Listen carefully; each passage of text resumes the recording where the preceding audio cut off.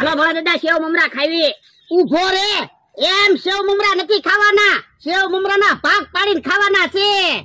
એ હારું, પેલા સેવ મમરાના ભાગ પાડી લેવી અને પછી જમીનના ભાગ પાડી લેવી. હે ઓય બાપા, જમીન હું તારી છે કે ભાગ પાડવાનું કે? તો પણ હું તમારી વાડીએ કામે રેલો છું, કાક હરખું ખાવાનું તો આપતા હોય. આ તો હું ક્યાં ખાવાની ના પાડું.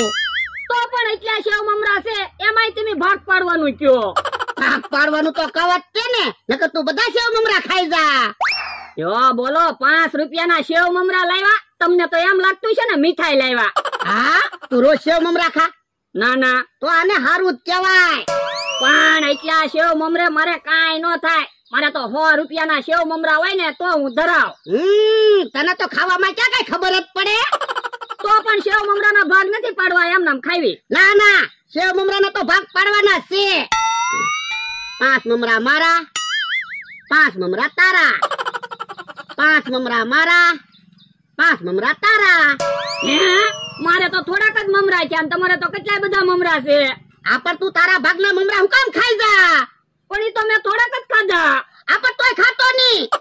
તો પણ એક કામ કરવી, સેવ મમરાના ભાગ નથી પાડવા, હું ધીમે ધીમે સેવ મમરા ખાઈશ. એ હારું, આ તો મને ક્યાં વાંધો છે. એ હવે તમે બધા સેવ મમરા ખાઈ જાઓ, હવે મારે નથી ખાવા. લો બોલો, બધા સેવ મમરા લઈ લીધા.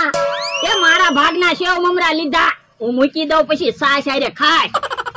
જો હું કઈ થોડો ખોટું કેતો તો, બધા સેવ મમરા લઈ લીધા એટલે તું કેતો તો સેવ મમરાના ભાગ પાડીને ખાવી.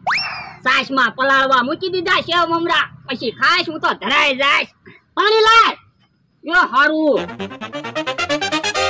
યો